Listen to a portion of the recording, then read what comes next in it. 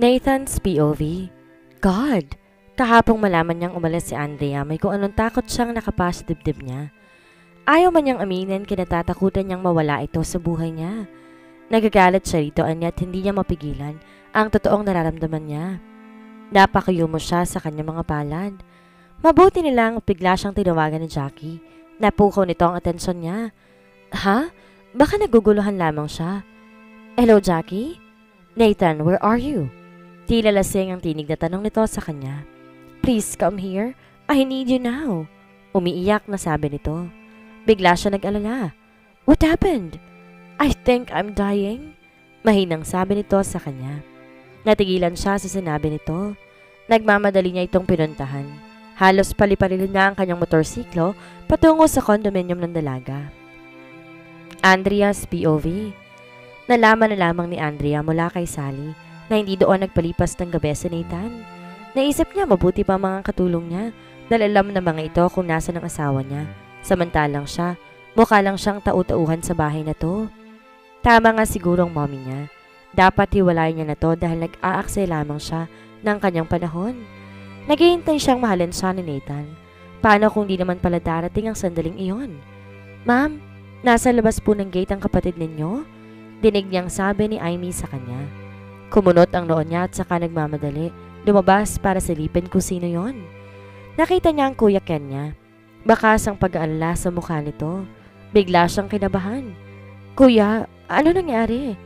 Uuwi tayo ng Santa Teresita. Balisa ang mukhang sabi nito sa kanya. Bakit? May nangyari ba? Natatarantang tanong niya sa kapatid. Si Daddy, inatake. Nasa ospital siya ngayon? Anang kapatid niya. Parang may kung anong dumagan sa dibdib niya. Nabanggit ba ng mommy niyang tungkol sa kanila ni Nathan? May kinalaman ba siya sa pagkakasakit ng ama? Napatingin siya sa kapatid. Giniyan siya nito pasakay ng kotse nito.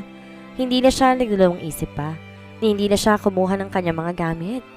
Pareho silang di nagsasalita habang binabagtas sila ang daan patungo na Santa Teresita.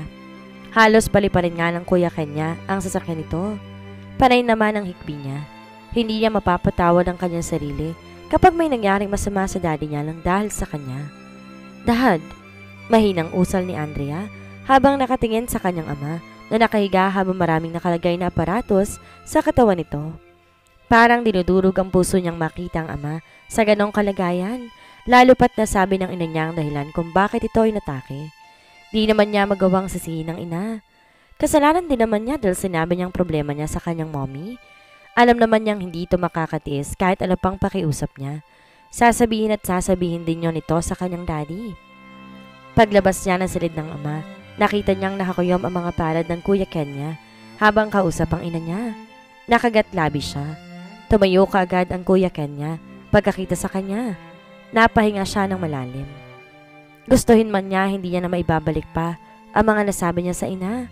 Sana pala sinarili na lamang niyang pinagdadaan ng mga problema. Ma, may usapan tayo, di ba? Di na nakatiis na sumbat niya rito. Dapat pala, sinarili ko na lang lahat para hindi na nagkagulo pa ng ganito eh. Masamang masama ang loob na sabi niya sa ina. Hindi ko mapapatawad ang sarili ko kapag may nangyaring masama kay Daddy. Anak, patawarin mo ako. Hindi ko na napigilan ang sarili ko. Umiiyak na sabi nito sa kanya. Sana kasi sinabihan mo ako na may pinagdaraanan ka pala. Naghihinanakit na sabi ng Kuya Kenya sa kanya kaya biglang nasuntok ito sa pader. Kuya naman eh, ani ang inawat ito. Kaya nga ba ayoko ma-involve kayo dito dahil alam ko over kayo mag-react? Aniya sa mga ito at saka napatingin sa kapatid. Kuya please wag dito sa ospital, pwede? Pinandilatan pa niya to ng mga mata. Bakit kasi hindi mo kagad sinabi? Bakit kailangan patagalin mo pa to? Maluhaluhang tanong ng kuya niya sa kanya. May magbabago ba kung sinabi ko kagad sa inyo ang nangyayari sa amin ni Nathan? Mahinang tanong niya rito. Oo, para hindi na sana natin pinatagil pa ang pakikisama mo sa kanya. Galit na sagot ito sa kanya at saka kinuha nito ang telepono sa bulsa. Nasa na bang pesting yon? Kuya please, huwag mo nang dagdagan pa ang problema. Naiinis sabi niya sa kapatid.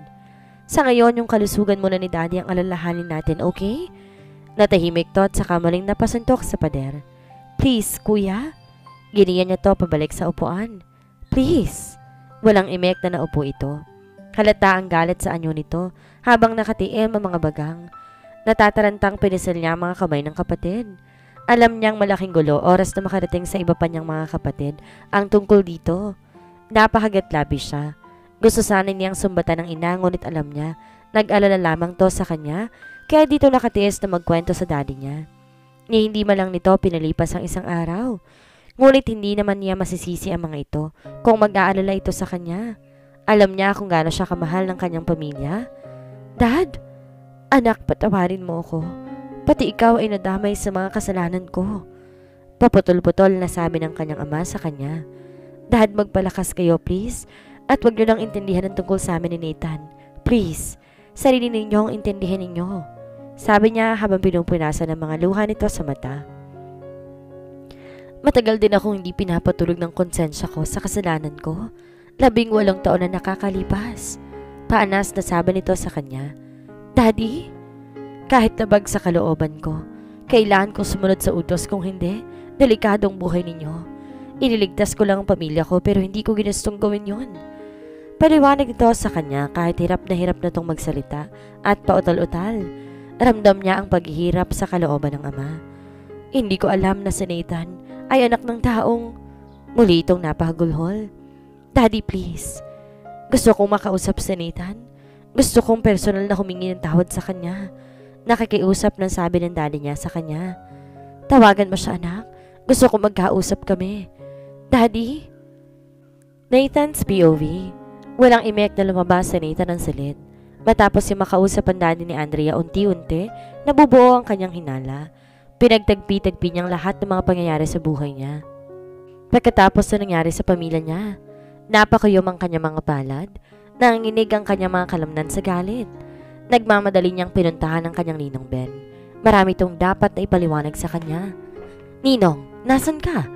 Di maitago ang galit sa tono ng kanyang pananalita habang kausap ang kanyang ninong Ben sa telepono. May problema ba? Ano yon, bata? Tanong na matanda sa kanya. Gusto kong makausap kayo ng personal. Marami akong gustong itanong sa inyo. Ninong Ben, anong kinalaman ninyo sa pagkamatay ng pamilya ko? Matiim ang pagkakatitig ni Nathan sa kanyang ninong Ben. Bagamat hindi niya pa nakalap ang lahat ng mga ebidensya, parang kinukumpirma ng pananahimik nito ang katotohanan. Napakuyom ang kanyang mga palad. Pakiramdam niya pinagbagsakan siya ng langit at lupa. Matagal na panahon din palang pinaglaruan ng kanyang ninong Ben ang kanyang damdamin. Paano mo tong nagawa, Ninong? Parang kapatid ng turing sa'yo ni Itay?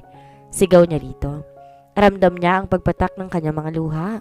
Mas sahol ka pa sa hayop? Kilala mo ako, bata. Pagdating sa negosyo, walang kaibigan, walang kamag-anak. Gusto kong i-develop ang lupa ninyo at patayuan ang mall. Kaya kinausap ko si Mayor para pilitin ang ama mong ibenta ang lupa kapalit ng 1 milyon. Pero matigas ang ama mo. Alam ni Mayor ang kakayahan ko. Alam niyang kapag may ginusto ko, nakukuha ko kahit anong paraan. Nagkataon lang na ang ama mong nakalaban ko. Nanginginig ang kanyang mga kalamnan habang pinakikinggan ang kanyang ninong Ben. Ikaw ang nasa likod ng lahat ng to? Sa iyong malaking mall ng Santa Teresita? Di makapaniwalang tanong niya rito. Gumuho lahat ng paniniwala niya at respetong nararamdaman niya para dito. Inilagay ko sa isang dummy account. Akala ko mapapatahimik ko ng pesting hepe na yon. Tinakot mo siya. Pinagbantaan mong papatay ng pamilya niya kapag... Biglang kinabahan si Nathan ng maisip kung ano ang pupwedeng gawin nito kay Andrea. Nagmamadali niyang pinuntahan ang dalaga sakay ng kanyang motorsiklo. Halos liparin na niya ang bayan ng Santa Teresita. Tinawagan din niya ang kanyang mga tauhan para sa backup. Peste! Gusto niyang murahin ang kanyang sarili dahil pumayag siyang mapaglaruan ng kanyang ninong Ben. Hindi yata niya alam kung anong magagawa niya kapag may nangyaring masama kay Andrea. Maghahalo ang balat sa tinalupan. Nagtatangis ang kanyang mga bagang. Nagpakasira siya para mapaniwala siya ng kanyang ninong Ben. Halang ang kaluluwa nito and to think, minsan sa buhay niya inidolo niya ang isang gaya nito. Napasigaw siya sa sobrang galit na nararamdaman. Hindi niya mapapatawad ang kanyang sarili kapag may nangyaring masama kay Andrea. Andrea's POV. Bibili lang ng gamot si Andrea at ang kuya Kenya naman nang may isang puting sasakyan ang humarang sa sasakyan nila. Nagkatinginan silang magkapatid Nang bumaba mula ng sasakyan ang mahigit 10 mga armadong lalaki at pilit silang pinababa ng sasakyan. Akmang sasagasaan ng Kuya Kenya ang mga ito, ngunit kaagad pinaputukan ng mga ito ang gulong ng kanilang sasakyan. Napasigaw siya sa sobrang takot, lalo pa na muling magputok papitaas ang waring leader ng mga ito habang sinasanyasan sila ng mga tauhan na bumaba na sasakyan. Napilitan silang bumaba. Sinakay silang magkapatid sa puting sasakyan. Nagpapakiramdaman lamang sila sa loob ng sasakyan ng kanyang kapatid. Umiiyak na siya at panay ang usal niyan sa panalangin. Hindi kami mayaman. Nagkamali kayo ng kinuha, sabi ng Kuya Kenya sa mga ito. Parang awa nyo na, pakawalan nyo kami. Nagmamakaawa to habang umiiyak. Wala kayong mapapala sa amin, wala kaming pera. Tumahimik ka, sigaw ng isang matandito. Natahimik ang kuya niya. Inawakan niya ang kamay ng kapatid at pinisil ng mariin. Kailangan di sila mataranta para makapag-isip sila na maayos. Ano ba tong nangyayari sa kanila? Bakit parang sunod-sunod naman yata ang kamalasan? Parusa ba to ng langit sa mga kasalanang ginawa ng tatay niya sa pamilya ni Nathan? Napahagat labi siya. Hanggat maaari ayaw niyang magpakita ng takot sa mga to, kaya pilit niyang pinipigilan ang kanyang iyak.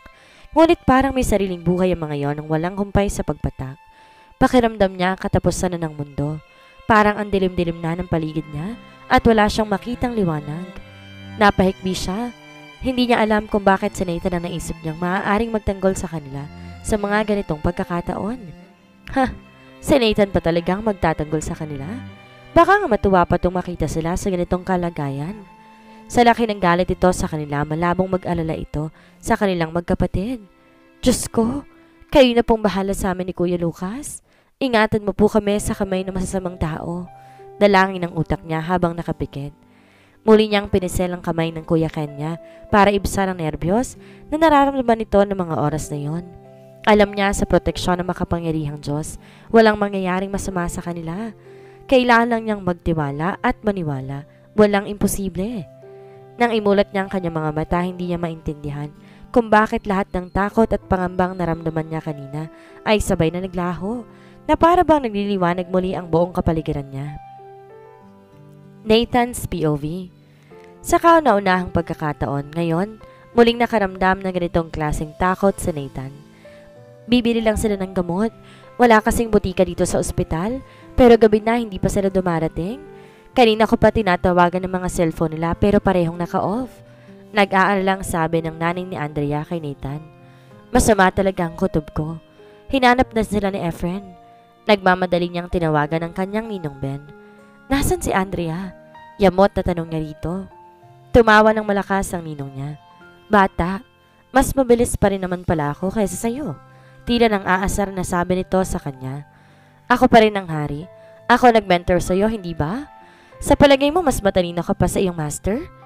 Iniisip mo palang ginagawa ko na. Mayabang ang nasabi nito sabay tawa na naman ng malakas. Di niya na pinatapos pang ibang sinasabi nito. Nagmamadaling pinatay niya ang telepono at bumalik sa pinagpaparkingan ng kanyang motor. Nahuhulaan na niya kung saan dadalhin ng kanyang ninong Ben si Andrea. Habang pinapaharurot ang kanyang motorsiklo, wala siya ibang nasa isip kundi mailigtas si Andrea. Di niya mapapatawad ang kanyang sarili kapag may nangyaring masama rito. Paulit-ulit niyang minumura ang kanyang sarili. Hindi siya makapaniwalang ang taong pinagkakatiwalaan at irespeto niya na mahabang panahon. Ito pa ang kanyang naging idolo. Ay talaga palang masama at walang puso? Sagad hanggang buto ang nararamdaman niyang galit. Walang kapatawaran ang ginawa nito sa kanyang pamilya. Hindi siya maaaring mautakan ng kanyang ninong Ben. Kailangan niya itong maunahan. Sa halip na dumiretso sa warehouse, pinuntahan niya si Alexa. At bagamat nagtataka ito, napahinuhod niya itong umangkas sa motorsiklo niya nang wala ng tanong-tanong pa. Pagkarating nila sa warehouse, hinawakan niya sa leeg si Alexa. Binunot ang armas niya at saka tinutok sa noon nito. What the?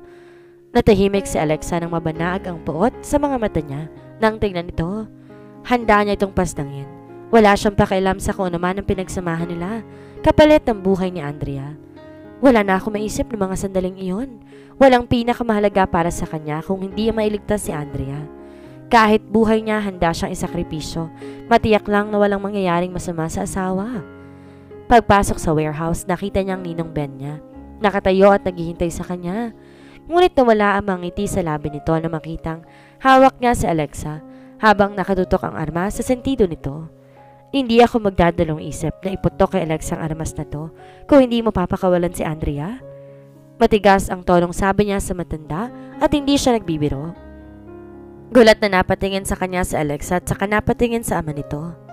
Ano nangyayari pa? Nathan, hindi ba magkakampi tayo? Yun din ang akala ko. Yamot na sabi niya sa dalaga. Hindi ko naman alam, isa palang sira ang tatay mo. Naguguluhang napatingin si Alexa sa ama.